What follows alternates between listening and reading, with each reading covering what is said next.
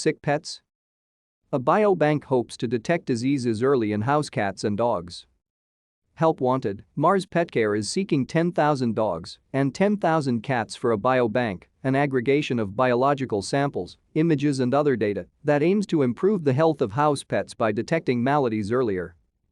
Why it matters: compared with human biobanking, animal biobanking is in its infancy.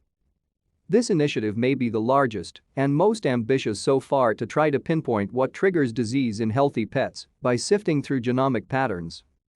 To stay up to date with latest top stories, make sure to subscribe to this YouTube channel by clicking the button above this video. The overall aim is to improve pet care of the future and health outcomes, and to improve the health span and quality of life of our pets, says Kay O'Donnell, Vice President of the Waltham Petcare Science Institute, a division of Mars Petcare. What is a biobank? Driving the news, Mars Incorporated, the giant conglomerate that makes M&Ms and Snickers, has a division that runs chains of veterinary hospitals and makes products like Pedigree dog food and Iams cat food.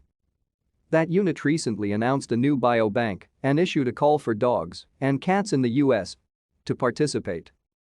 4-pawed volunteers will donate blood and fecal samples annually over 10 years and get free vet care, genetic testing and activity trackers in return.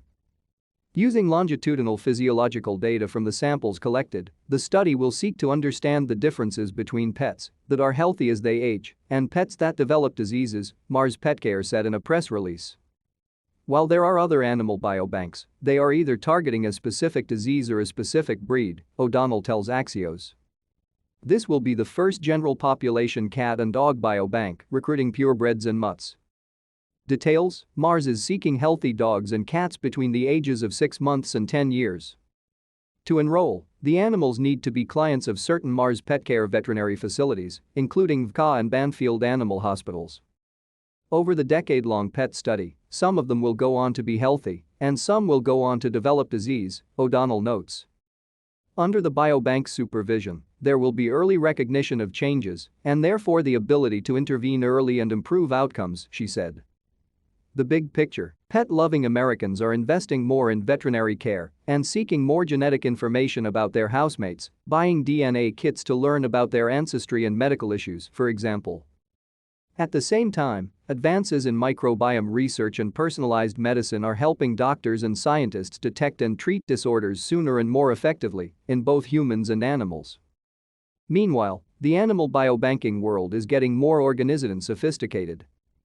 A consortium of veterinary schools that run biobanks formed in 2014 to work in partnership with medical schools on research. Among animal biobanks, a great deal of them are investing in really amazing hypotheses, said Marta Castellano, director of the Cornell Veterinary Biobank, which became the first biobank in the world to receive accreditation in 2019.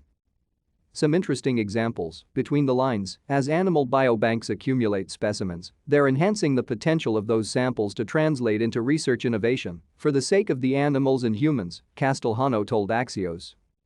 What's next? The more samples that Mars Petcare can gather and analyze, the more insights it will glean over time, particularly into rarer diseases that smaller studies with fewer specimens can't fully capture.